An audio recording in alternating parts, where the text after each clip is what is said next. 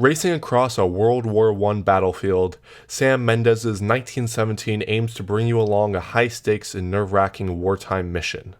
Mendes employs a one-shot effect for the entire film, successfully ratcheting up the suspense in several key sequences.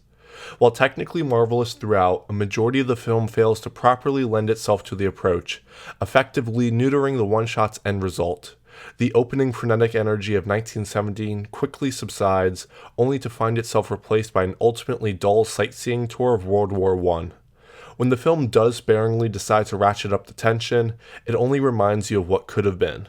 1917 follows two British soldiers, Lance Corporal Schofield, played by George MacKay, and Lance Corporal Blake, played by Dean Charles Chapman, as they attempt to deliver a vital message in hopes of saving Blake's brother and 1,600 other lives.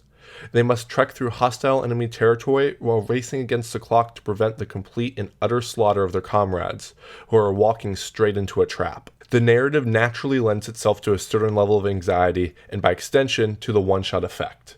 A good one-shot allows the viewer to put themselves in the situation on screen and feel a part of the action. For 1917's high-intensity sequences, this approach works flawlessly.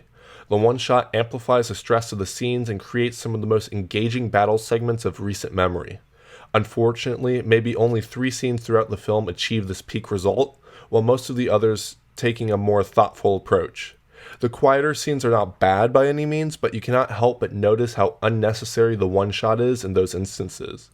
When 1917 slows down to tell a more personal story, the tremendous filmmaking and editing efforts fail to contribute to the film. Not only does the one-shot fail to contribute at times, it also distracts and pulls you out of the movie. Several of the hidden cuts are so painfully obvious with how oddly the camera moves and pans that it distracts you from the weight of the scene you just watched.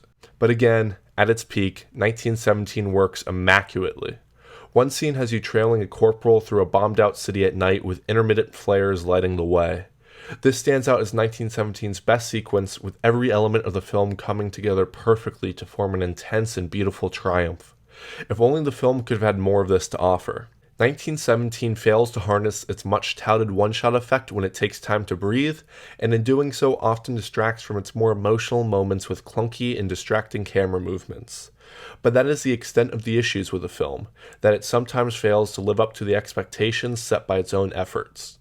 Although a tremendously frustrating work at times, 1917 still stands out as a film everyone should see.